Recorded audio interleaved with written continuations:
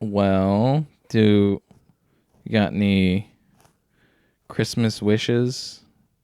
2 more followers? 2 more followers to get 300. Maybe by the time this comes out, we have 300 followers. That'd be pretty good. That'd be a 300 followers. We're really setting our sights high for Christmas.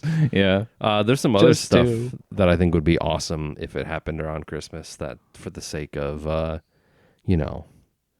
my personal liberties, I won't say on the podcast, but there would be some really awesome stuff that could happen by then, which would be really cool. Mm-hmm.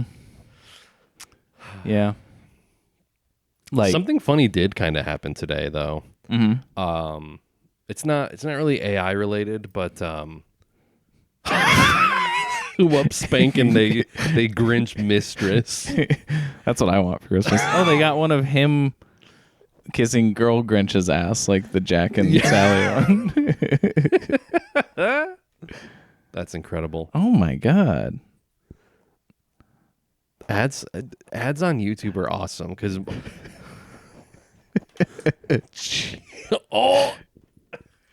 I guess his heart isn't the only thing that grew 3 sizes that day, you know. This is...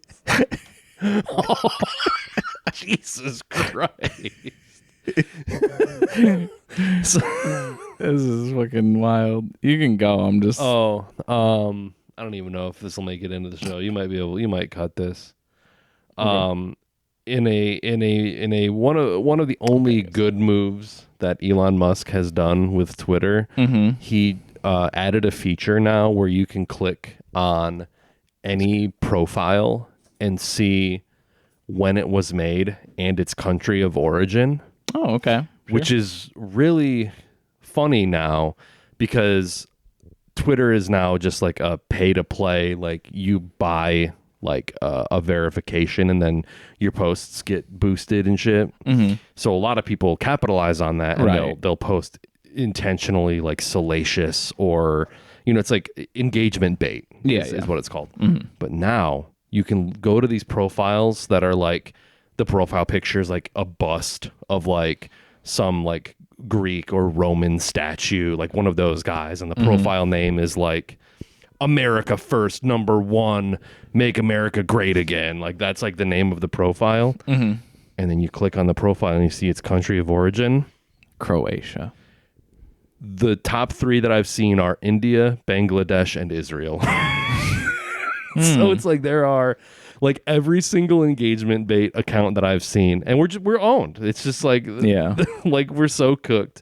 But it is very funny because I've seen some of them just like straight up delete their accounts because now it's like whenever I see an account post something stupid about like if you're not hunting and gathering and like doing all this manly shit, and it's like everyone's clicking on their profile and being like, bro, you're in Bangladesh. Yeah, it's awesome. I gotta imagine the Bangladesh and India ones are probably just like content farm places. 100%. But the Israel ones are probably that's like the real. I think the Department of Homeland Security account said that it was based out of Israel. Interesting. So, yeah, really interesting stuff. Wow. Merry Christmas, everybody. Yeah. Yeah. Oh.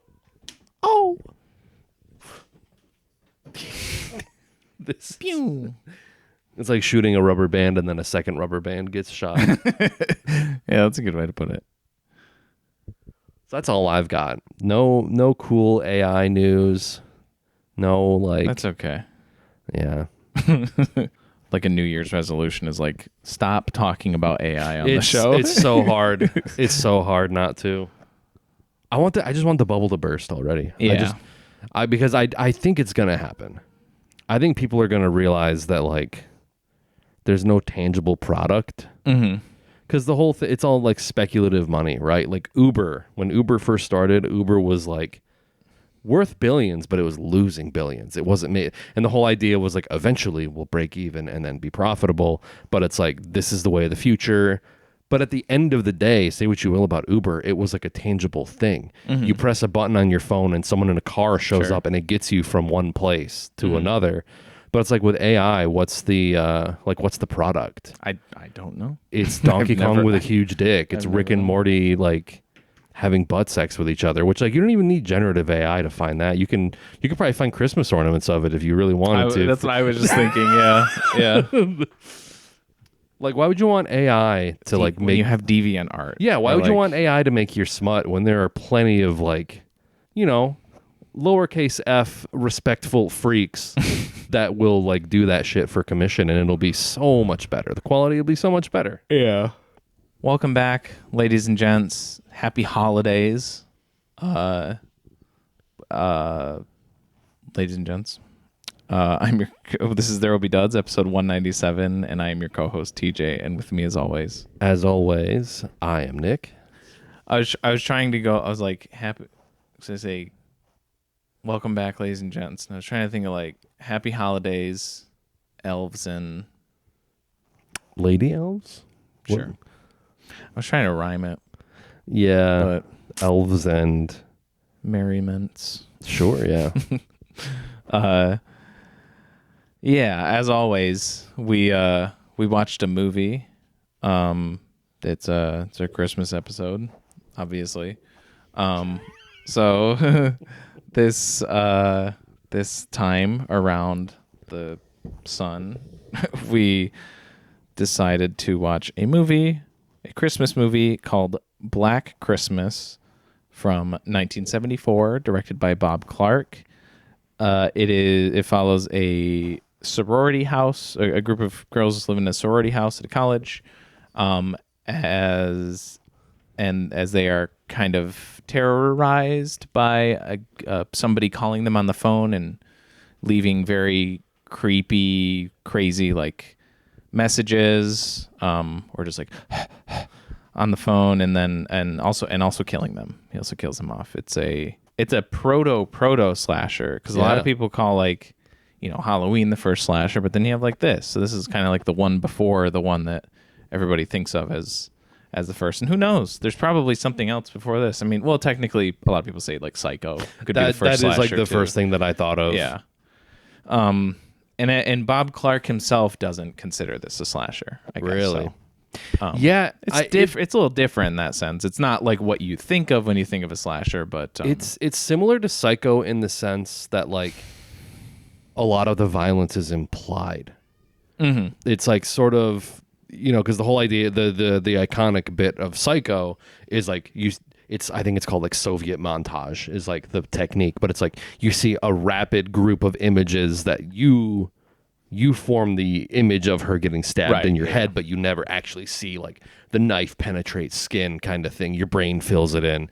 This movie kind of does that a little bit with some of the violence, where it's like you'll see a thing go up, you'll see a reaction, you'll see a scream. You never actually see like the killer stabbing per se. Right. Yeah. I mean, you do see Mrs. Mac. See Contact or whatever. Oh yeah, that's probably the most like. I think that's the most gruesome. Yeah. In terms of kills, I think the image of Mrs. Mac. of the girl like with a bag on her head, like with it Yeah. sucked into her mouth, that image is disturbing in its own right. Yeah. But that's also like after the fact. Yeah, there's plenty of like creepy images or whatever, and I think of I was thinking of that like this watching it again this time, that like especially with Barb's death, because she's the one that he kills with the unicorn, the like glass unicorn horn or whatever. That one feels like so brutal, but again, you don't see any of it. You see him like bringing the thing down, but you don't actually see like they do like cool stuff with the whatever, reflections and like the because she has a bunch of other little glass figures, so you can kind of see like some of it, but it's like warped through like the lens of like these little glass figurines. Yeah, and also just because it's like I love the I think Billy as a villain, as a killer, is so like effectively creepy because of like because like you get glimpses of him, but he is a mostly vocal presence, but like do stuff with the audio design around him, that like I feel like every time he makes a noise, whether he's like saying something or if he like steps and like crunches on something, 'cause I think that happens and he like alerts somebody to his presence or whatever, then I feel like they like crank the audio on him, because I feel like it's almost like the audio gets like blown out whenever he like screams or something like that, or it feels just like on like a completely different audio track than everyone else.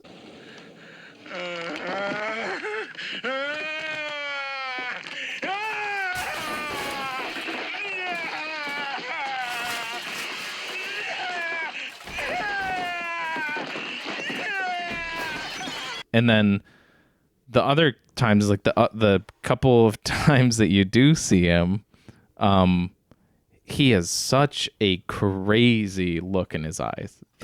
You only see a single eye at once, but like that shot blew me away. It was like one of the most unnerving things I think I've ever seen in a horror movie. The near the end, the one behind the door, yes. Or okay, when she like that's a really good one. When she looks up and sees the eye looking down at her, that it was like.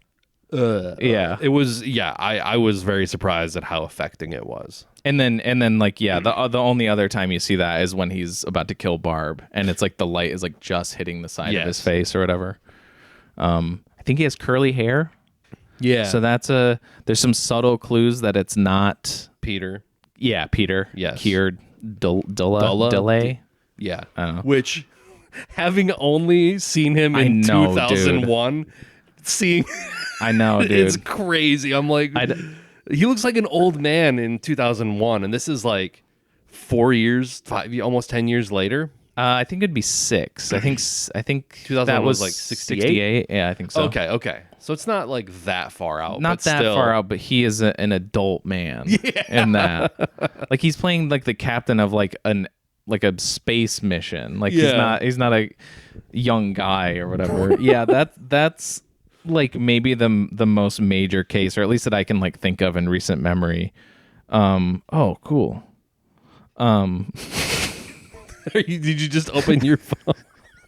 God damn. Wow, it's only $6.37. You got to get on that shit. I licked it so it's mine. Is that what it's called? That's what it says on the sign on the but that's one of the strongest cases of like me not being able to suspend my disbelief with like, because I go pretty easy on that. A lot of times, like if somebody's like 30 but they're playing like a college age student, but they got like the makeup on, I'm like, okay, I can believe it. I can convince myself it's not. But with him, I think it is because I just think of him from that movie. And he's 38 in this movie. So he's actually he's only 32 in 2001. So he's actually he's a little still younger alive than too, I think. He is, yeah. He's 89 now. Oh my god. But 38 when he did this movie. That's why they gave him that like fuck ass Bob. Probably that had to have been he's one where I was like, okay, even if I knew because I'd seen this movie before, but I was like, even if he's not the killer, he still needs to seek therapy because holy shit, he's like deranged. He's so unhinged. Like, she tells him she's like gonna get an abortion for like the baby that she tells him that she's pregnant, and then she says that she's gonna get an abortion. She's basically just doing it as like a courtesy. And then he just like completely fucks up his like performance for what his like conservative. Yeah, he wants to be like a that's conservatory pianist. Yeah, that's what it's called. And then it just like spirals. But then he shows up at the end, and he's like, "Hey, what are you doing?" Yeah, he's like, "Hey, you have me worried." And he's like all like nice and chill again, and like. But he does shatter the glass. He does shatter the glass, yeah.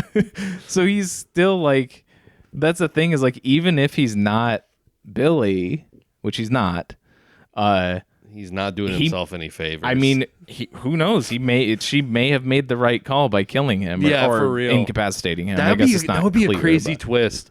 Like, obviously, there's no way for her to know, but like that would be insane if he was like also there to just like kill her. Yeah, and then it's just like completely unrelated. But like she's so amped up and on edge from these phone calls that she's just like, she's kind of had it planted in her head that it's him. And then also during the movie, because Billy is like in the house constantly, he hears all the phone conversations, and so he's just like, what about the baby? Well, like, what are you gonna do about the baby?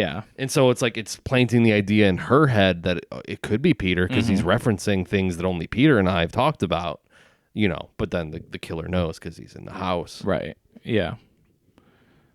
But yeah, I would not be surprised if, like, you know, you could reveal that he was 100% there to just like murder suicide her like right there and then. With how he's acting, that's kind of how it seems. Or he's just gonna like the more, I mean, it's still for his own selfish reasons or whatever, but like the more charitable take, I guess you could give him, is like maybe he's just trying a different tack to get her to not abort the baby. He's gonna be like, oh, I'm nice and supportive, and I love you, please don't abort the baby. And well, it's just so funny because he did try that when he's like, look, I'll just give up my college dreams and we'll get married. Boom, easy. And he's like, you can still do whatever you want. And it's like, that's not really how that works.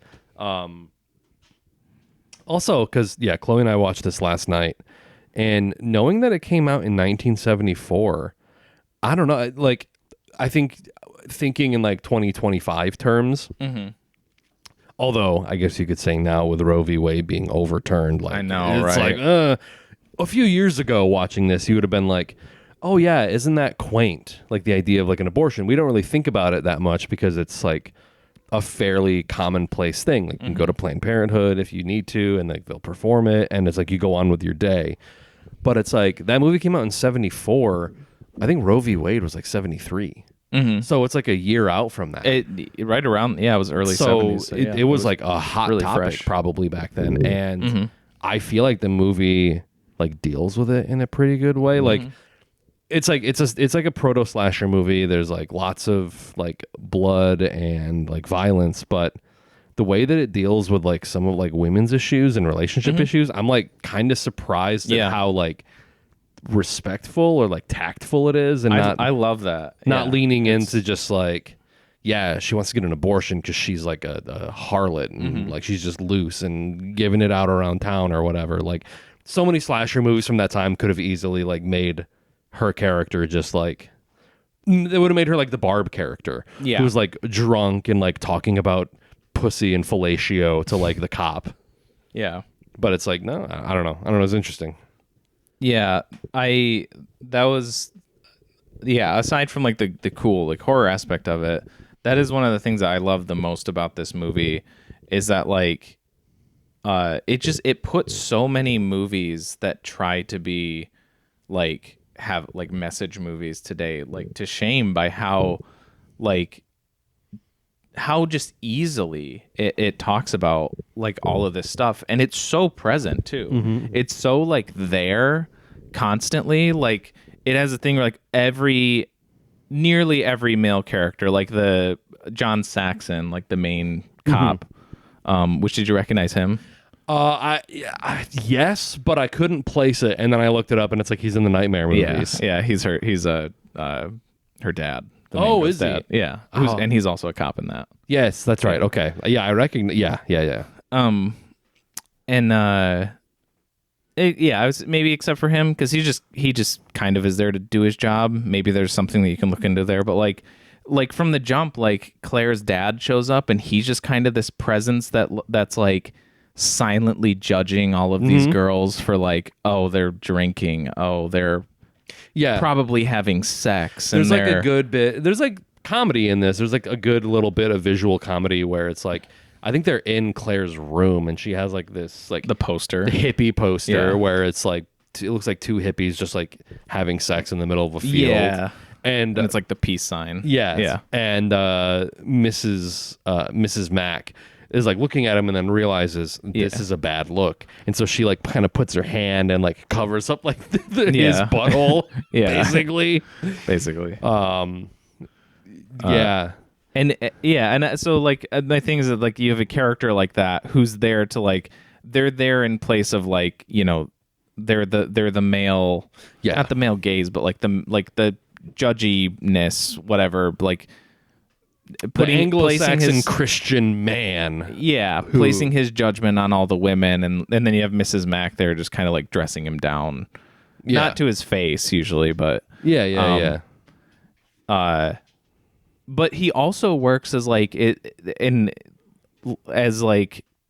not just that, because he's also one of like, I'm always thinking about him because it's so like unsettling that his daughter is in a plastic bag in the attic the entire movie, and he's just, where is she? So you like feel for like, as a father, I mean, you hope that, you know, maybe he's regardless, it's still his daughter. He's, you know, it's still his kid. Yeah. People, they could be nuanced characters. He might not be the best dad, but so like I'm like always thinking about that. Like it's so creepy to me that like she's just there the whole time and like nobody knows, and their bodies are never discovered. That's by the end of the movie. I'm sure that like you expect that probably like the cops are going to do a full, you know, it probably won't last longer. Cops are going to do a full search. You would fucking think so, because I think when someone goes missing, the first thing they do is basically check everywhere in the house just to make sure. Mm-hmm. And it's like the fact that they never go up into the attic and look is like, because like at the end of the movie, after she kills Peter, and then you learn that Billy is still there. Mm-hmm. You see like her dad there, and he like goes into shock. And they're like, yeah, he's in shock. We have to take him to the hospital. I thought he was in shock because they found his daughter, and like I had assumed that they is assuming that, you know, but I was just like, oh, okay. Logically in my mind, I was like, oh yeah, he's in shock because all of this is happening, and they found his daughter, and then they leave, and then it goes back upstairs, and she's still up there. So it's like, even after all of this, I know they didn't search the house, and she's still up there with like a bag on her head, and that is so, like, that makes it so creepy. Like, this movie's so good at like what it withholds from like the characters, and that's like, so that character works on those multiple levels of being like, he's, you know, a snobby, judgy guy, but also that really unsettling aspect of like never knowing what happens to his daughter, and where I feel like a more modern, I don't know, I'm not saying that like all movies, you know, why can't movies be like they used to, sort of thing. But I just, you know, a lot of times it's not as like deftly handled as this. It's more like, I'm used to movies like beating you over the head with its like metaphors and like sort of ideas that it's trying to to where you even have like what I would call the good male, who's Claire's boyfriend. Yes. Who just, he never like takes center stage. He's kind of just there. Yeah. But he's always like, he seems like the nice guy, like the good guy. Yeah. And he's just there. He's not, and he's just another guy. Is he the one that like basically yells at the cops to like take it seriously? Maybe. He's just kind of like, he goes to the police station with the girls, and then, like I said, he never like has he's never like a central character, but he's just kind of there with the group. Because that's like another aspect that I think this movie, like, again, it doesn't beat you over the head with it, with this idea, but it's like, having listened to like last podcast on the left, where they cover a lot of like serial killers and like a lot of like classic 70s serial killers, because that was kind of like the serial killer boom. 9 times out of 10, in every single one of these cases and stories, the one through line in almost all of them is cops not taking it seriously, and 2, the victims being sex workers or women.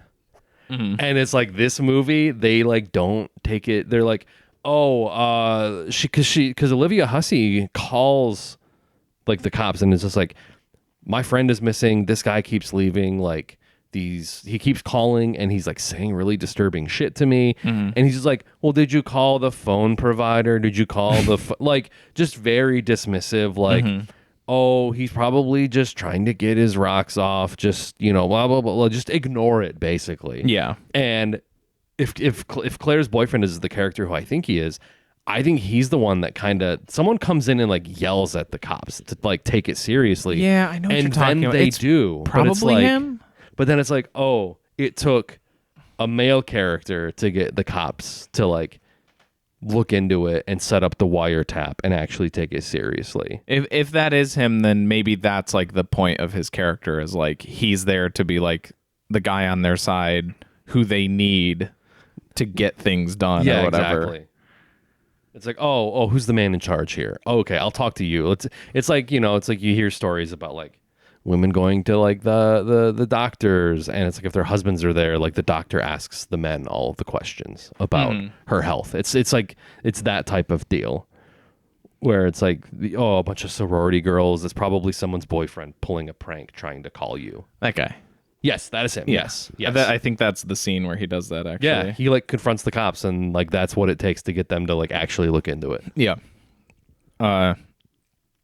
Yeah, or like still, you know, like you go to like a restaurant with your partner, and the guy gets handed the bill. Sorry, there's a Yule. There it is. There's a Yule log. Yeah, exactly. Just like that underlying assumption that like you, the man, are paying for this. You are taking care of this. Yeah,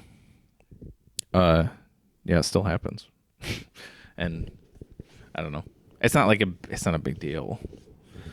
But it's just one of those things that, like I notice, and I'm like, because sometimes I'll be like, I don't have any money. It's your turn or whatever.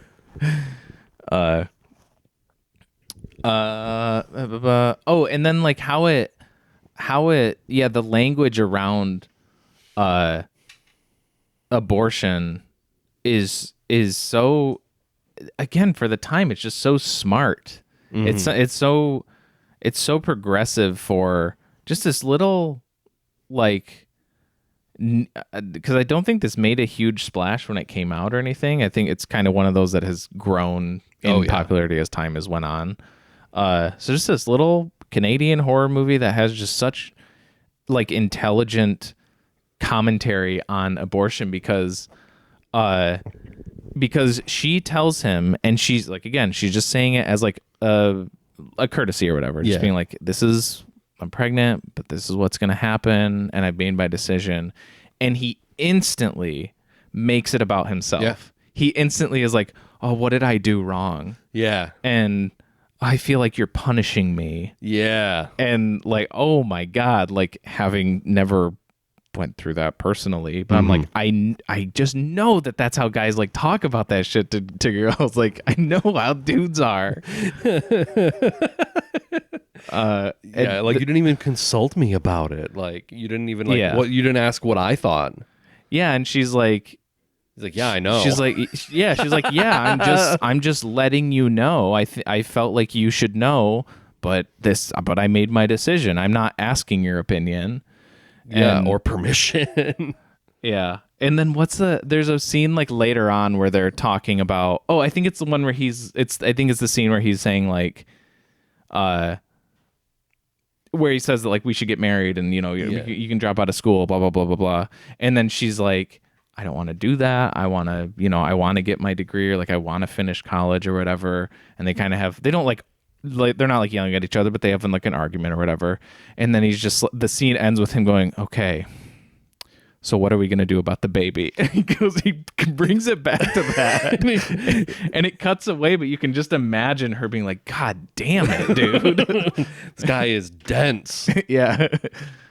And then I don't know if it might be after that where he calls and it is Peter and he's like, you're gonna kill our baby. Like, Yeah. like Jesus, dude. It's so Yeah. He's so fucked up. Yeah, the movie does a good job of like giving you like those misdirects where you're like, is it Peter? Could it be Peter? Mm-hmm. But Chloe noticed that like their eye colors were different also, so there's really no like ambiguity there that it's like not him. That and the hair. Yeah, because I'm very pretty sure when you get the one glimpse of like his head, I'm pretty sure Billy has curly hair. Yeah.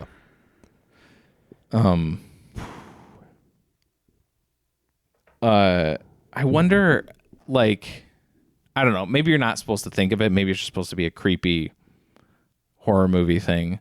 But like the way that he like, and I'm sure what it is like they did just have different audio tracks going, or like they did like multiple recordings.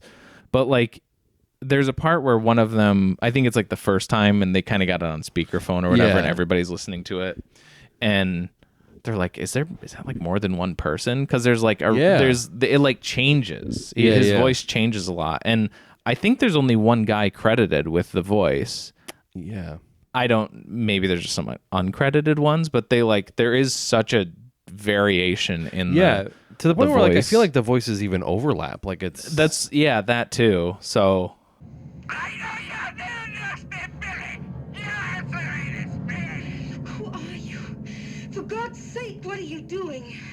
I know what you did, Billy. Filthy Billy. Billy, Billy. Billy. Stop this.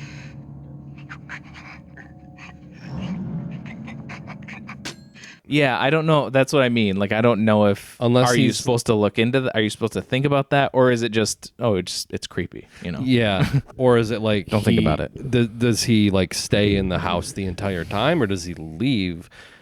Like to go? Yeah, I don't know. You know, does every What does phone he eat? Yeah, exactly. Yeah, he's there for like a few days because like basically the pattern is every time there's a murder, he makes the phone call and then progressively like says weirder and weirder shit. Mm-hmm. Like the first time, it's like it's clear that he's called before, right? Because like they refer to him as the moaner.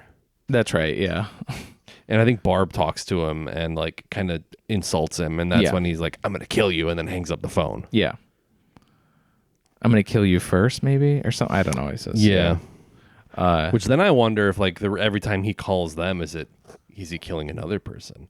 Because they do find that girl like in the park when they're doing like the search party. Oh, that's right. I forgot about that. So it's like I wonder if every time he calls, it's like he's out like maybe killing someone else.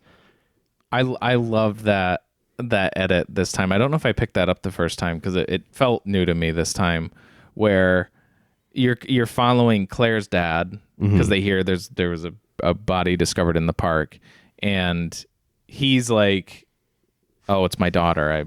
So he's like walking up to it thinking it's his daughter, and you never see the body, but you see him, and I mean we as the audience know that it's not her, right? But you see him,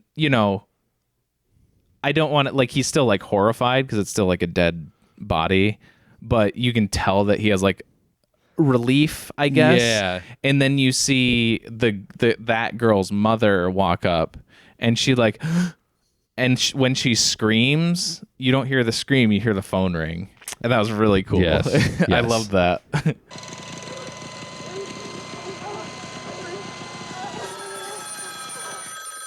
There are some really cool like scene transitions.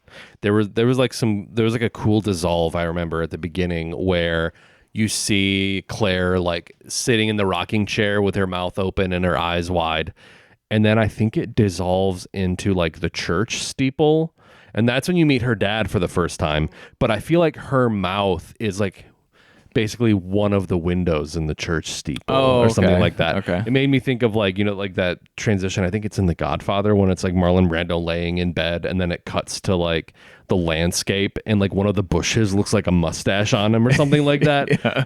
It's like it was just one of those really cool dissolves. I was like, oh, that's like, it seemed intentional. Mm-hmm. I don't know if you want to like, religious imagery, if you want to like look at it that way, I guess you could maybe, but I just thought it was like really interesting to like cut her dead body. And then that's like, you introduce the audience to her dad and like you get that dissolve. Mm-hmm. Also, I was reading in the IMDb trivia with that actress, She actually put her head in a plastic bag, and she said, I think she was like a swimmer or something. But she's like, I'm really good at holding my breath for a long period of time and not blinking.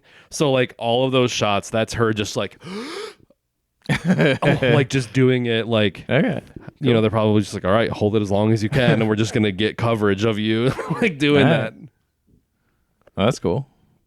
Yeah, because I had wondered, because there was like, some of the shots were like a little long, but not that I don't think any of them were like long enough to where like I was like I couldn't hold my breath there, but definitely with like the getting set up and getting ready and stuff, it'd be unnerving. At least I would be uncomfortable probably having my head in a plastic bag that long.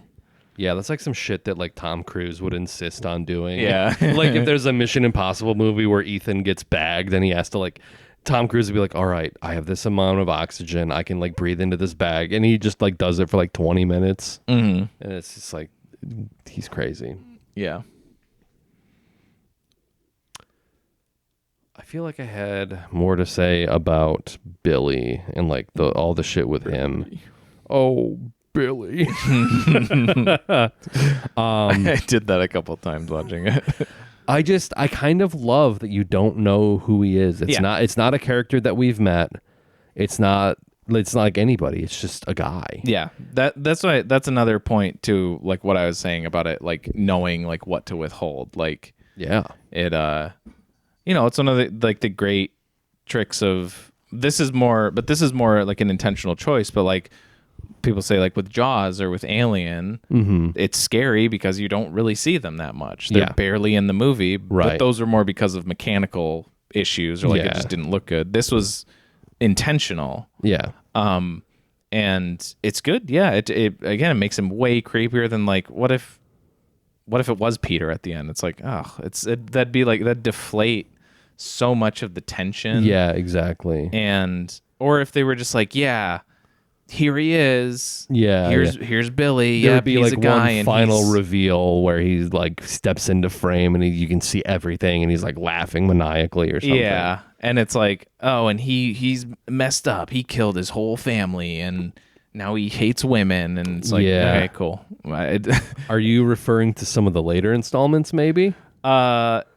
Yeah. Which one are we watching for the dud, by the way? The 2006 or the 2019? I was thinking about watching both of them. We could watch both of them, but I guess I was focusing the second one. But we could definitely watch both and because like discuss we both. finished the movie last night, and like Chloe and I were kind of having a similar conversation right now about how the fact that we don't know who the killer was. It was just some guy. It wasn't Peter. Like we don't know anything about him really, other than like.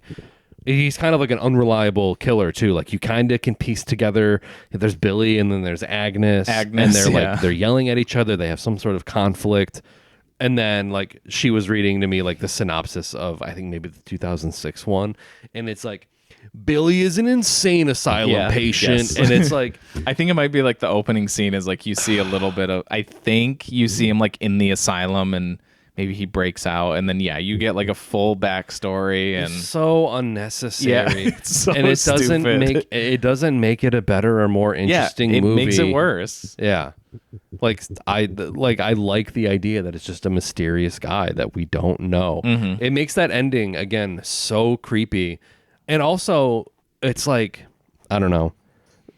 Throughout the whole movie, it was like they were struggling to get the cops to take it seriously, and then they finally did. And then at the very end, they leave her in the bed. They assume that Peter was the killer. He's dead now. Case closed. Mm-hmm. As soon as everyone got up to leave, and they're like, "Oh, we got to take Claire's dad to the hospital." And so they take him out, and it sticks on Olivia Hussey, and she's like laying. What the fuck is her name? I don't know her character. I can't think of it. Is it Jen? Jess? Jess. Yeah. So like Jess is laying in bed, just like. Passed out. Like she's like basically comatose, and they all leave and the camera sticks on her and they shut the light off, and then it holds on her for like a second, and then I think you start to hear Billy like giggle or something. And then the phone rings. The camera very slowly moves, and then it goes up and you see the attic hole, and then you see Claire still up there, Mrs. Mack still there, hooked through her head. and then it pulls out, and like I love it when movies. Jaws does this too. I love it when movies don't just cut to black with like credits, but like stuff just keeps happening. Yeah. I'm thinking like Silence of the Lambs when Hannibal Lecter's like, I'm having an old friend for dinner. Yeah, that's and then you just see him walk into the crowd as the credits roll. That's so good. Jaws, it's like them swimming back towards the shore after the boat explodes. That's right, yeah. Credits start rolling. Mm-hmm. This, you see the cop standing on the front door, and I don't know if it's like he didn't know what to do, because it kind of looks like he reacts to the phone a little bit. Like he kind of like looks, and then he just kind of stands there on the porch. But yeah, the credits, no music, no nothing. It's like a super zoom, and it pulls out from Claire's dead body in the window to the point where I think you can still kind of see it in the window. So, yeah. And it's like, again, that idea of like, there's two dead bodies and this cop is just standing right there and he has no idea how close he is to him. And it's just like dead silent and the phone is just ringing. And that's the only thing that we get for like the end credits. Mm-hmm. It's so affecting. Yeah. Yeah, it's great. Yeah, I love the way that it wraps up. Another bit that I'd forgotten about, but watching it again, it was like watching it for the first time. That like one of the maybe like the just kind of scariest, like just like thinking about it. It puts me in her shoes like so perfectly. But it's after, it's right near the end, and it's after the idiot cop who constantly fucks up, who messes up again and tells her that the call's coming from in the house. Yes. And he's like, get up. He's like, just hang up and get out of there. And he's like, the calls are coming from in the house. Just get out of there. And then she hangs up, and then she's just standing there by the phone at the bottom of the stairs, just looking up, and it like hangs on, it like lingers on it, but you don't see it. Well, obviously, yeah, Billy doesn't come down or whatever, but it like lingers on like the upstairs, and you're like from her POV, and she's like trying to look, and she's just screaming Barb and Phil's names. She's just screaming them, but she's like paralyzed. I'm like, I know that feeling of just like, you can't move. But she's like, I have to go up because she, if they're still, she doesn't want to abandon them. Yeah, basically. yeah, she did, yeah, because she doesn't know that they are dead. But she's like so terrified about like going upstairs like that. That moment is so scary. Phil! Bob! Please answer me! Please answer me! Please! Another moment that freaked me out that I thought of when you were telling me that, it's like way near the beginning, after Billy like gets inside the house. I think this is Claire's death. So they're having their party, and everyone kind of like dissipates for the evening. Like all the boyfriends go home, and all the girls are like, okay, we're gonna go, like it's Christmas vacation, so we're all gonna leave now. Claire goes upstairs, and it's that scene where she's like in her closet, and Billy is standing behind like the plastic garment bag, and I think there's like a coat in the way. Yes. And she takes the coat, and then there's the plastic bag, and he's right there. Which, by the way, this is a great like coat movie. Like everything they're wearing looks so comfy. Like, of all, you could say what you will about like the 70s color palette and all of that and the hairstyles, but the clothing back then was like so cozy. Like when Claire's boyfriend is in the police station like yelling at the guys, and he's like in that full like fur coat. I'm like, man, that was comfy. Yeah, at what point when I think it's when Jess and Phil are like sitting in like the living room kind of talking to each other, there's like a little bit of a lull in like the action. I'm like watching the screen, and I'm like, looks pretty cozy though. Yeah, it's like a really cozy look. Is, all things considered. The sorority house, it's a good Christmas movie in that sense. Just having that like vibe. It is it's nice that it like it's not overly like the killer's not like on the phone saying ho ho ho or anything like that. But there's always like Christmas lights and like it feels very. Yeah. I think the most like the most like blatant Christmas insert is like the carolers or whatever. Yes. But that anyways. scene, I feel like you're in Carol's. Her name's Carol. It's a Christmas movie. Anyway, No, Claire. Claire. Sorry. Yeah, Claire. You're in Claire's POV, and it's like I feel like even you as an audience member are like, is there a face there? Is he there, or is it just a trick of the light? Is it like a weird? Is it a weird fold in like the? Because I think we did rewind it when because she kind of like Chloe reacted, and I was like, wait, what? And then I like hit the little like back 15 seconds button, and then I looked and I was like, oh shit, there's a guy there. His face is there, but it's like so kind of like distorted by like the thing that you can't tell. Yeah, and then it's like a good jump scare because like she gets close and then he gets her, and then that's how she gets the plastic bag on her head. Yeah, but yeah, it's such a good way of like putting you in the character's perspective where you were as an audience member, you're like, is there a guy there? Yeah, 100%. Because I had the same like kind of reaction where it just take you a second to like adjust and actually see him there. I got a couple other fun facts. Okay, I finished my notes. That's why I set my book to the side. So I'm done. The character of Phil was originally going to be played by Gilda Radner, but then she had to do SNL. So okay. So the actress who plays Phil, did you recognize her? I know her. Yeah, Andrea Martin. I know her as an older lady. Yeah. The one specific movie that we reviewed on the pod. Oh yeah, because she's in Little Italy, right? She's in Little Italy. Yeah. She's in that Only Murders in the Building show too. Oh, is she? But, okay. Yeah, I forgot she's in Little Italy. But nice. Gilda Radner was supposed to play that role, and then apparently she was in like Second City, so like she comes from like a comedic improv background. And then there's like a really fun anecdote where Olivia Hussey and Steve Martin met at some point in time, and Steve Martin was like, oh yeah, you were in one of my favorite movies ever, and she assumed that he meant like Romeo and Juliet or something, and he's like, no, Black Christmas, and he said I watched it like 27 times. Oh sweet. That's cool. But that'd be weird to like be like, oh, I loved you in Romeo and Juliet, and it's like I was 15 in that movie. Yeah, that's weird for other reasons. Yeah, apparently that director was like a weird dude too. Yeah, so not surprising. Yeah. She died this year, didn't she? Was it this year or last year? Sir, very recently. Yeah, she did. I don't think she was like too terribly old. I mean, she's like, I think she's born college age. I think she's born in like 51. Yeah, which is like that's 8 years off from my dad's age. So she would have been probably in like her mid 70s. 70, 74, 73, 74. So fairly young in all things considered. Yeah, but I don't think she had like a huge career. She did like a few movies after this, but like it's kind of a shame that she didn't have like a bigger career because like she's really good in this. Mm-hmm. Yeah.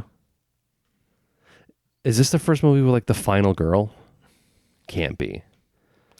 Because like we were watching it, and it's like kind of Psycho, kind of. Yeah. I don't know. Rosemary's Baby is a little different of a movie, but still haven't seen. I haven't seen Rosemary's Baby. Yeah, it's okay. But yeah, I mean, just like talking about this movie's influence. Because like even then, like, you know, watching Scream, like the meta commentary on Scream, not meta commentary, but you're like, who is it? Who's the killer? Oh, it could be you. Oh, it could be you. Mm-hmm. Like they were kind of doing that in this too. Like it could be Peter. It could be like Claire's boyfriend has like curly hair, kind of has the build. True. It's like no one's like not a suspect. Mm-hmm. So I don't know. It's influential in that way. And then I was like, oh, the final girl. Like everyone's kind of getting picked off one by one, and she's the last one. Yeah, it's kind of crazy. It's like a movie that comes before all of that. It's got all of those staples. Yeah. Whatever. Yeah. And it's the rare case where it's just as good as everything else that came out after it. Because sometimes it's like you see the thing that all of the more popular things are referencing, and you're just like, oh, that's where it comes from. And it's like, it's Well, like that's like Halloween for me. Or Yeah. it's like I respect Halloween. Exactly, yeah. I love John Carpenter, but it's like it's just it's not that interesting to me. And I think that's what's so special about Black Christmas is I think you even said it this way in your Letterboxd review from last year, which I 100% agree with, was that like it was a movie that I didn't just respect for being one of the OGs, or just like it's like an old horror movie and it's like not really all that scary or whatever, but it's just like I respect it for what it is, kind of thing. This felt like fresh, even though it came out like 50 years ago. Yeah, I think actually you bring that review up. I think I mentioned Texas Chainsaw in that too, as far as like a similar thing, which came out the same year. How about that? That's crazy. That is like another one that's considered like a legendary horror movie that like in my eyes lived up to like my expectations, because I love Texas Chainsaw Massacre, and I love this one too. And I think that what I was saying is like, not since watching Texas Chainsaw have I felt like that positively about like watching a classic. Yeah, exactly. For the first time, not just horror movie. Like I think just period. Like those are like the two most recent like old movies that are supposed to be great that like I've been like, yes, that is great.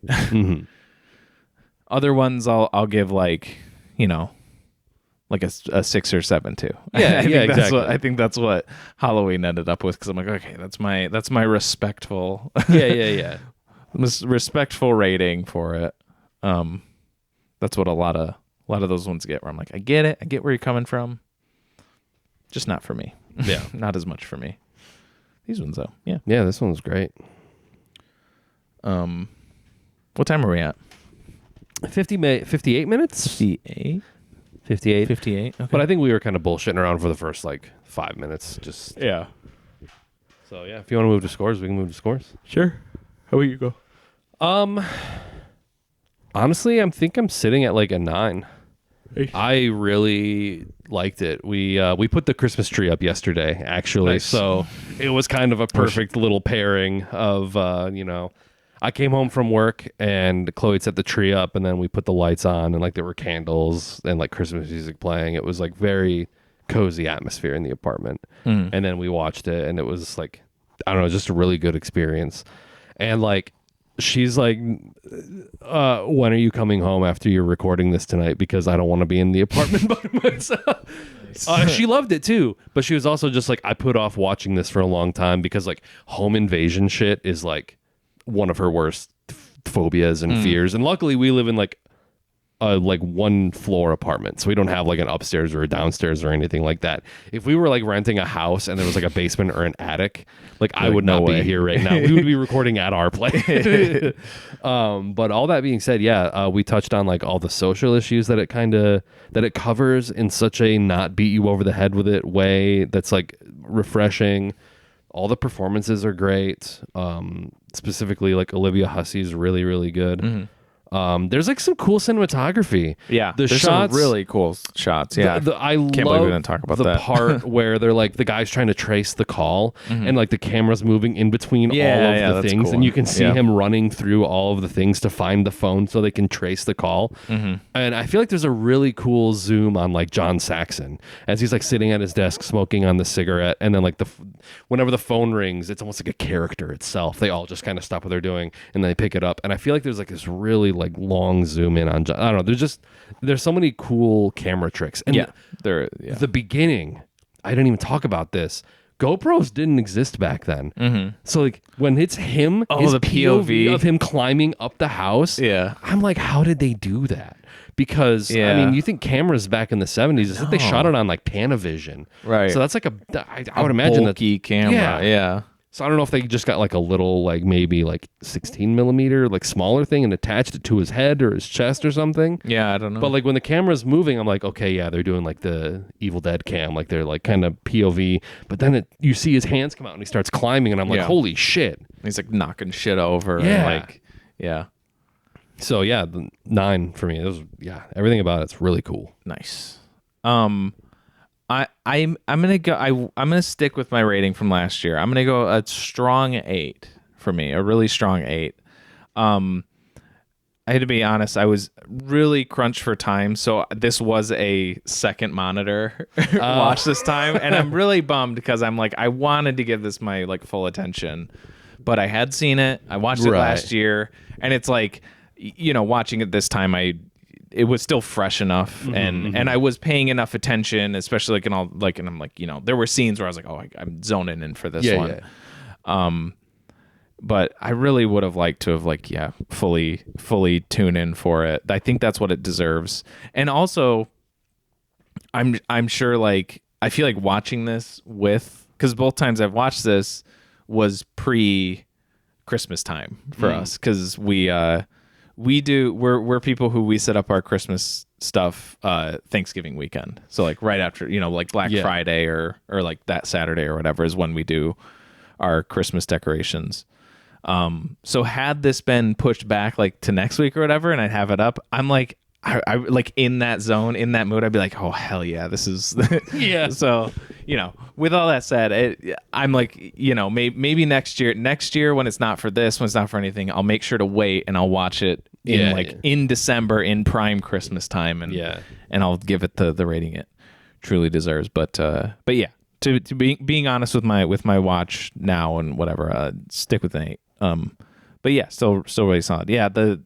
Yeah, which we didn't talk about a lot, but cinematography is awesome in this. So just one of those that like it's so cool, like watching like kind of low budget movies like this, and like just the ingenuity with like how they did some of the shots and stuff, and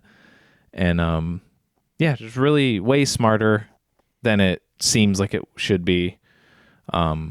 Creepy.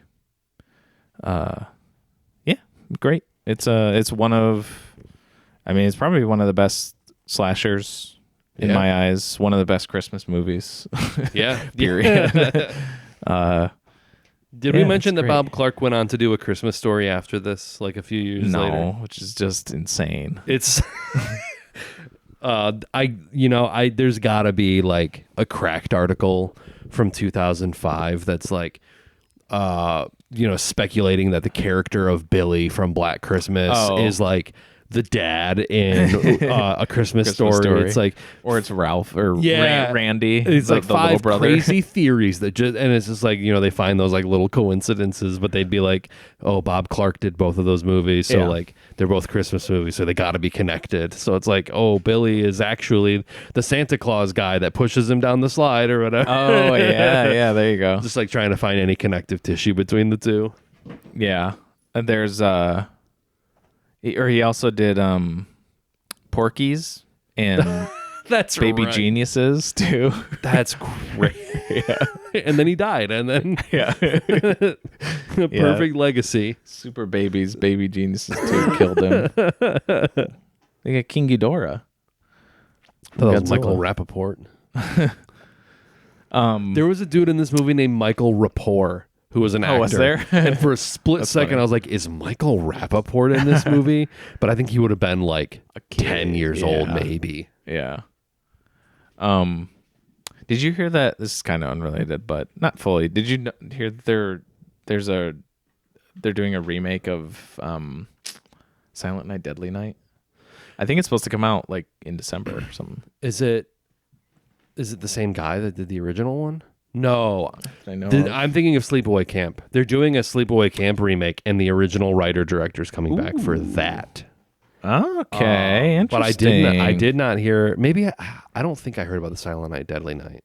Let me see. I think maybe the original guy's no longer with us, but I could very be much wrong. could be possible.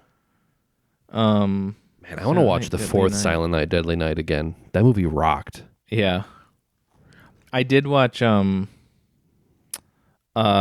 Society, which is another one by the same director, Brian Yuzna. Oh, really? Yeah, and it's very like it's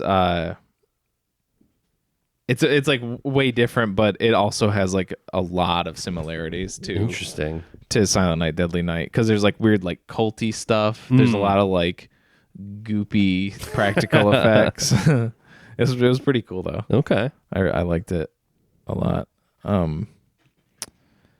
Yeah, I'm seeing it directed by Mike P. Nelson, which I don't think. Yeah, no, not the same guy. Okay.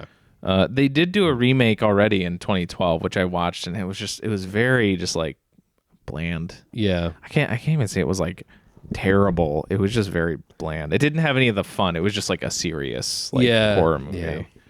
So I feel like these days, hopefully, you know, they maybe get the picture more with that series, and it'll be kind of silly again. Yeah. But it's interesting. Yeah, I guess I'll give it a shot now that I've seen all the other Silent Night, Deadly Nights. Yeah. You watched all of them? You watched like the toy maker Yes. one too? Yeah, okay. With Mickey.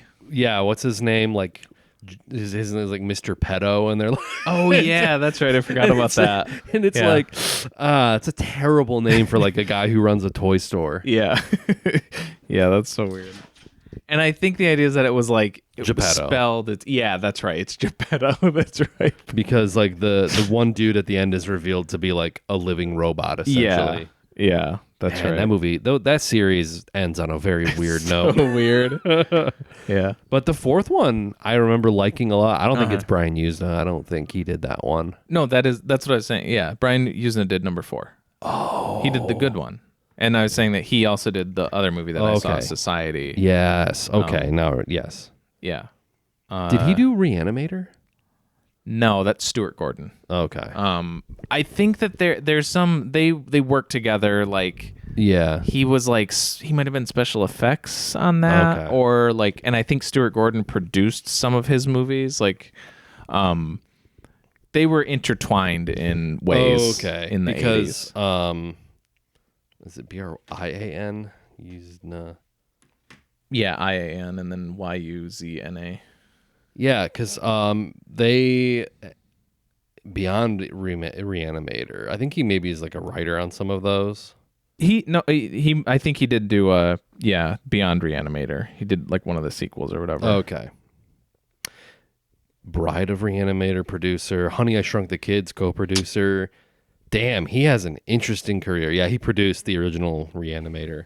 Okay, so he was a pretty Okay. Yeah, okay. Yeah, I think they kind of swapped around. Yeah. They had him on every year, Chapo Trap House. They do a movie. They have a mini series called Movie Mindset, and they do like a Halloween. Every year they do like Halloween horror movies, and they do like pairings of different movies. And I think they had an interview with Brian Yuzna, and they talked mostly about Reanimator stuff. Okay. But I was like, Silent Night, Deadly Night 4. I love that one. That's kind of like Silent Night, Deadly Night 4 is kind of like Nightmare on Elm Street 3, where it's like kind of the oddball one that's actually really good for its... Yeah, I like all of them. I mean... compared to Silent Night, Deadly Night, all of Nightmare on Elm Street is like A+ material. Yeah, true. Well, I shouldn't say that. No, because the second... Yeah, because you got Silent Night, Deadly Night 2. Great. 3 is the real clunker. And that's the one with like all the Twin Peaks actors. Yes. And it was just fucking boring. Yeah. And then 4 picks it back up. And then 5 is just kind of wacky, you know? So Seeing Mickey it's not a terrible Rooney. season. Yeah. Did I tell you that I watched Nightmare on Elm Street 2? Maybe? It rocked. I Yeah. thought it was great. See what I mean? Yeah. It was I think like most all of those are really good. Yeah. It was like I closed at work and Chloe's out of town for the weekend. It's like I got home from work at like midnight, and I had brought food home that night. So like at like 12 in the morning, I just like heated up my like chicken tenders and fries and had a beer, and I watched like Nightmare on Elm Street 2 just like in the living room at like my volume level. Yeah. And I was like, this is awesome. Yeah, it's really good. Yeah, I mean, I even like the honestly my least favorite ones is probably 4 and 5. But like, there's some that people hate the last one, Freddy's Dead, but like I even like that one. And then is it the third one that Freddy comes back by a dog pissing on his ashes? Yeah, I gotta watch the third one again. I haven't watched it since we did it. You've seen the first one? Yeah. Too? Yeah. Okay. Yeah. Okay. Yeah, but they're all worth a watch, especially like since, because that was kind of what kicked off my trend, I guess, of like where I started like watching like horror franchises through. I really started on a high note because that is like Nightmare on Elm Street was one of the most consistently entertaining horror franchises. Because my God, like I've done some terrible ones. Like the Hellraiser Hellraiser fucking sucks. Texas Chainsaw sucks. Texas Chainsaw 1 and 2 are great, and then it just falls off a cliff. Yeah, there were like all the others had like bits and bobs that I liked. Like there were elements of a lot of the later ones that I enjoyed, but for the most part, it sucked. Saw's good. Saw's kind of it's different because it's not like fun in the way that Nightmare on Elm Street is. Yeah. But that's like the one that I would compare it to the most, where it's not like it doesn't maintain the like quality of the original, but like almost every Saw movie is entertaining. Yeah, you know what I mean? yeah. They're still like fun. I saw Bugonia. I don't know because this is gonna come out like the second week of December, so I don't know if like we're always gonna be like 2 weeks behind of like what's trendy and new. But I guess I can talk about Bugonia for like a little bit. Sure. It was pretty good. I don't think I love it as much as like The Favorite and like Poor Things. Those are like probably my top 2 Yorgos movies. Recently, I saw the Killing of a Sacred Deer like years ago, so it's like I would have to see that one again. And then there's still some Yorgos movies that I haven't seen. I haven't seen like Dogtooth. I started The Lobster years ago, but I never finished it. Yeah. This one, I didn't see Kinds of Kindness either. Yeah, I haven't seen that one either. Jonas Brothers. Yeah. I didn't know they were gonna be in it. Oh. Okay. But so you know the premise of Bugonia, right? Yes. Okay. Yeah. Did you see Eddington? Nope. Still haven't seen that. Okay. This Bugonia and Eddington would be a great double feature. Okay. Because about like weirdo paranoid people. Yes, and people like sort of being radicalized in weird ways. Bugonia is sort of like through the internet, but it's definitely not like people that are addicted to their screens. Like Eddington is very much like a movie that is the phone will make you a crazy person. Like screens and and Emma Stone's in that too. She is. Yeah, she that's is funny. in that.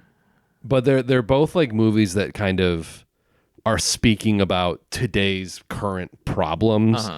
But it's done in a way that again, like Black Christmas, it's not really a way that like beats you over the head with it or is like, I don't even know if like trying to tell you one way or the other is like an apt description. It's not like neutral. Like I don't know. You can probably find an agenda. You can find like an angle that maybe is like this is what the director actually believes.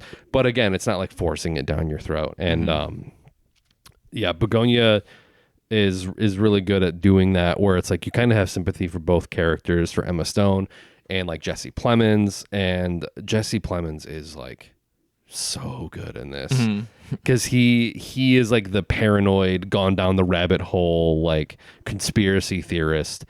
And I think it's his cousin in the movie. His cousin is played by a newcomer. And the character is like autistic, so it's very like neurodivergent, like, and so is the actor who plays him. They found him in like an open casting call, and basically it was like you are, and he's so good in that movie because it's like when she gets captured by them or whatever, she's like talking to him because she realizes I can probably break through to you instead of like talking to Jesse Plemons because he's like he's like too far gone or whatever. Yeah, basically like that. Yeah, it's very like small. Like there's like it's like basically their house and then like the corporate building that like Emma Stone's character works at, because she's kind of like a girl boss. That's kind of like her character. It's like the opening bit that you see of her, she's like listening to Chappell Roan in her car kind of thing. Like she is basically the like the CEO, and it's like, we take things seriously at so and so. Sustainability and diversity are very important to us. Like filming ads, like that kind of like corporate speak kind of thing. But yeah, the movie does a very good job of like kind of portraying both characters as like realistic, and like you kind of have sympathy for both. Stavros is in it. Yeah, I think I heard that. Yeah. He's in it more than you. It's not like a bit part. Like he is like in it pretty consistently, and I guess does play a pretty. It's not like a big role, but like he's just there. He's a presence in all of it. And he's one of those guys that like kind of plays himself. Like you can't tell that he's like, I'm acting now, because I think he even like giggles a little bit like he does, you know. It's kind of weird. It's kind of like seeing like your custom NPC show up in like a cutscene a little bit, because I'm like, that's the guy from Cumtown, and he's in a movie with Emma Stone and Jesse Plemons. This is like an insane thing to see. Yeah, like on a big screen. Yeah. Like when Conor O'Malley just like pops into movies randomly now. Yeah, like I Saw the TV Glow. Right, yeah. And, or Bodies. Yes. Doesn't he do that in that one too? Yeah. I was like screaming in the theater when he showed up in Bodies. And like we went with another couple who like weren't aware of him, and they're like, what? And I'm like, holy shit, it's Conor O'Malley. So yeah, I would recommend going to see Bugonia. Yeah, it's shot very well. It's also shot in Panavision. Oh. And I think they even used some of the same lenses that they used in like One Battle After Another, which is kind of a fun little fact. Yeah. Yeah. Go see it. Is it as woke as One Battle After Another? I don't know. I've heard. I don't think so. It really depends. It's kind of a litmus test for you and like your political beliefs. Like you can kind of watch it, and I feel like there's a case that can be made for like either perspective. Like, yep, I knew it. The globalists are lizards and they're evil, but then there's also just like, yeah, conspiracies are just crazy and they'll make you a crazy person and you should be like in therapy and medicated. And that's not to say that the movie's like centrist. Like a lot of people said that about Eddington. They said it's like centrist because it like kind of pokes fun at like both sides of like the political spectrum. But for me, the real takeaway from Eddington was just that the phone will make you a crazy person, and like being online constantly just isolates you from everybody that you know, and like that's bad just overall. But everyone was like, they didn't even mention Trump in Eddington, so this movie is like centrist garbage. Yeah, they're good litmus tests. Cool. Did you see Ben Shapiro's review of One Battle After Another? No. Oh, that's kind of what I was referencing. I think I saw maybe some pull quotes from like an article talking about his video review. That's all I was referencing, because it's just like I just saw a lot of people were like clowning on it, and so I watched it. And it's really weird. Like he starts it by being like, he's like, so it's directed by Paul Thomas Anderson, so it's, you know, it's shot beautifully. Like he's a great director. Pacing is great. The structure, the acting from everybody is really good. And he's just like going down the line of all the stuff of like, this is really good. He's like, the music is really good. Like he says, he's like, the music is by Johnny Greenwood, who I don't know what other projects he's worked on, but he apparently did some other Paul Thomas Anderson movies. I'm like, you don't check, like, come on, like, it's not that hard. Like he's in a very famous band. Like, you'd think that he would love that, because Johnny Greenwood is I think married to an Israeli, and I think people have given Radiohead some shit because I think they've performed in Israel before, so it's like that's kind of a hot topic with like Radiohead and like Tom York. I was aware of Tom like playing kind of the safe play, and that's not. But I'm pretty sure like Johnny Greenwood is married to like an Israeli woman, so it's like he obviously a terrorist. So it's like Ben, you should love she was this. in the IDF. So he lists all the good stuff about it, and then it's like, and then he just like he's like, all this stuff is good, but the writing is terrible. And he's just like, there's a character named Perfidia Beverly Hills. It's like supposed to be like, oh, like he's poking fun at the stuff where I'm like, yo, I haven't even seen the movie, but like I'm pretty sure that's like on purpose. I don't think that they're like, her name is Beverly Hills because they couldn't think of another last name or whatever. Yeah. It's also like an adaptation of a Thomas Pynchon novel. Sure, yeah. And Thomas Pynchon characters have like insanely weird names. Right. The lead, like the character that Leo is based on in One Battle After Another in the book, his name is like Zoid, Zoyd. Like, and then the character that Perfidia is based on, her name is like Frenessi. So every character, like, and then Sean Penn's character in the book is like Brock Vond. Like none of the names are like conventional names at all. So like that I took as like an homage to the Thomas Pynchon. It's Nick. That's me. But he just sounds butthurt because like, I don't know, he talks about, you know, like the basics of the story. Yeah. And I'm like, he interprets it exactly how you would expect him to interpret it, and but like, God, I don't know if that's how his movie reviews are of everything, but it's like he doesn't even really like. There's no like thoughtful criticism. He's just like, all this stuff is good, and the writing's bad because the characters have.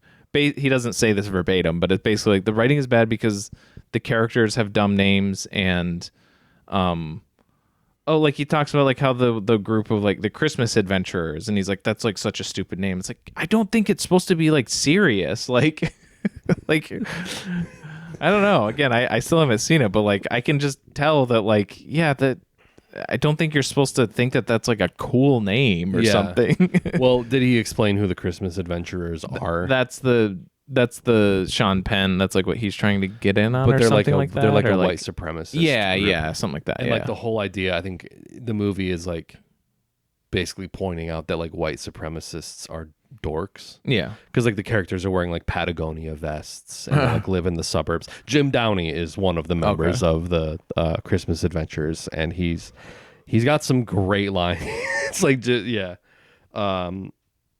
I mean, like the very like opening shot of the movie is like you see like a detention center at the border in California. So I mean, it is a very political movie. Like, yeah, I'm sure it is. The whole idea is like they're basically like anarchists, Marxists, like that kind of thing. But yeah, the fact that Ben Shapiro can't even really engage with it at all, or like, I don't know, can you offer like a rebuttal? Can you offer like a counter argument for why that's like good, or is it just this is woke? Yeah, and it's that's bad? what I'm. Yeah, exactly. Like that's what I mean with him, like not offering any like substantial criticism, because he just says this is bad because it's dumb.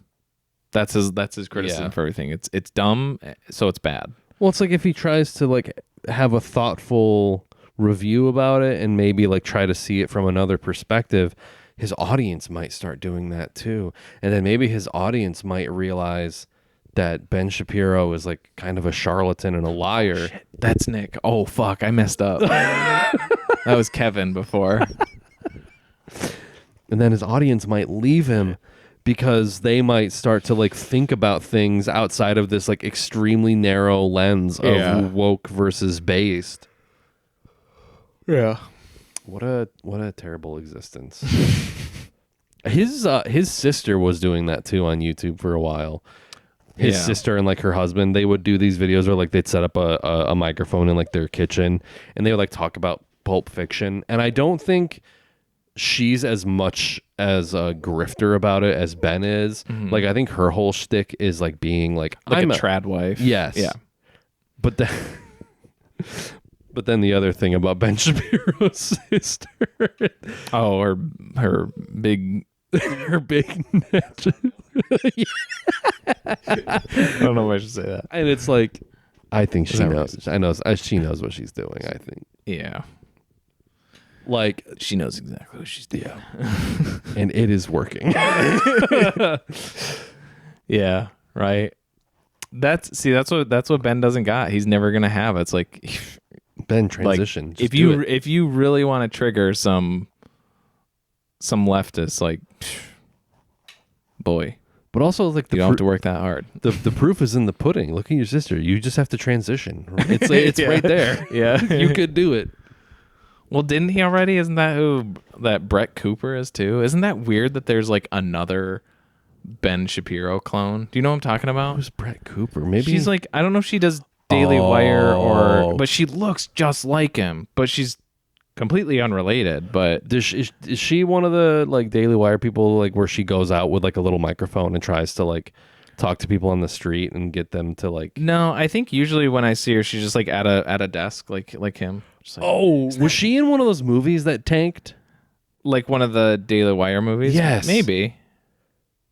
Was she maybe. wasn't in the woke Snow White movie or like the Daily Wire? Oh yeah, no, she was the one. Yeah, did that even come out? But yeah, she was. I think she was playing Snow White. That's in, right. In there, yes, I yeah, do believe that's so. that's what I. Yeah, I Oh, know. she is in Lady Ballers too. Great. Ugh. Yeah, that's just a weird thing. Because for a while, whenever she first popped up, I thought it was somebody like doing a jokey like, oh, I'm doing like a trans Ben Shapiro, ha ha ha. But it's like, no, it's an actual person. That's a come down bit. I'm Ben Shapiro and I'm trans. Time to wrap up with her boys, and Yeah. they're square. Oh, Yeah, they were. but they were squaring up. Okay, so next episode, we are doing another movie. Yeah. Now that we kind of like talked about it before. We'll watch both of them.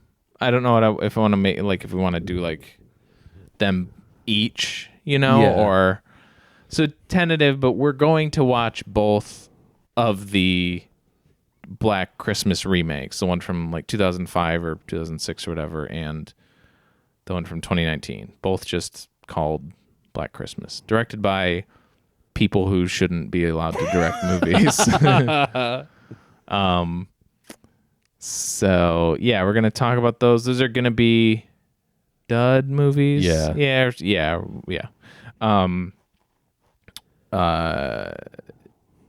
So yeah, watch those Christmas duds.